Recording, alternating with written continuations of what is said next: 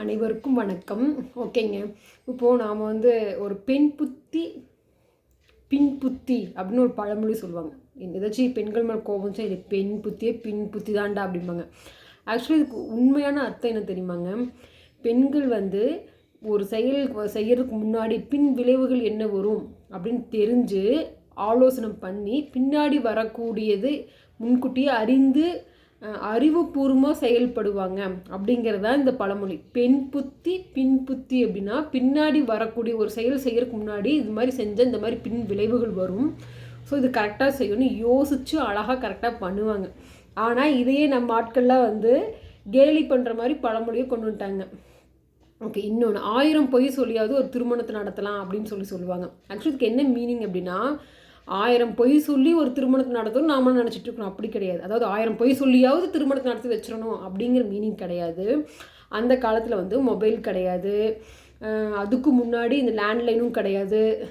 So அந்த மாதிரி bus car எதுவுமே கிடையாது. நேரில் போய் 1000 பேர்த்துக்காவது கல்யாணங்கிறது நிறையா பேர்த்த கூப்பிடணும். 1000 பேர் நேரில் போய் பார்த்து அவங்க கல்யாணத்துக்கு வாங்கன்னு சொல்லி வரவேற்கிறது. 1000 பேர்த்துக்காக போய் சொல்லணும் அப்படின்னா 1000 பொய் சொல்லி அப்படிங்கிற மாதிரி பழமொழி மாற்றி கொண்டு வந்துட்டாங்க. அப்புறம் அதாவது 1000 பேர்த்துக்காக போய் சொல்லி திருமணத்தை நடத்தி வைக்கணும் அப்படிங்கிறது தான் கரெக்டான மீனிங். அப்புறம் பார்த்திங்கன்னா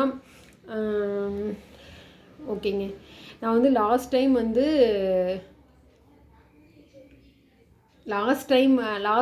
பார்த்திங்கன்னா என்ன அப்படின்னு கேட்டால் ஒரு பாட்டில் இடையில ஒரு லைன் பாடியிருந்தேன். அந்த லைனோட ஃபர்ஸ்ட் லைன் என்ன அப்படின்னு சொல்லி கேட்டிருந்தாங்க. அதுக்கு ஆனால் அது ரொம்ப ரொம்ப ஒரு அழகான பாட்டு. கண்டிப்பாக ஈஸியான கஷ்டமான பாட்டு கூட நிறைய பேர் கண்டுபிடிச்சிட்டாங்க. ஆனால் ஈஸியான பாட்டு ஏன் கண்டுபிடிக்கல கமெண்ட் பண்ணுறதுன்னு தெரியல. ஸோ அதுலேயே இன்னொரு லைன் நான் பாடுறேன்.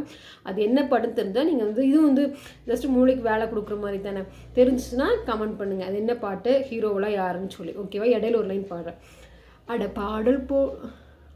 பாடல் கூட தேடல் கூட. ஓகே, சாரி, வேறு லைன் பாடுறேன், எனக்கே மறந்துருச்சு.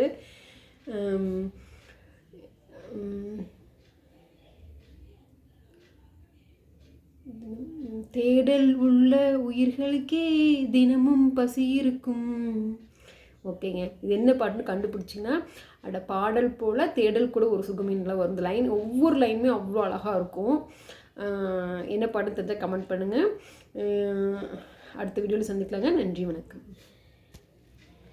வீடியோ பிடிச்சிருந்துச்சுன்னா லைக் பண்ணிவிட்டு சப்ஸ்கிரைப் பண்ணிடுங்க.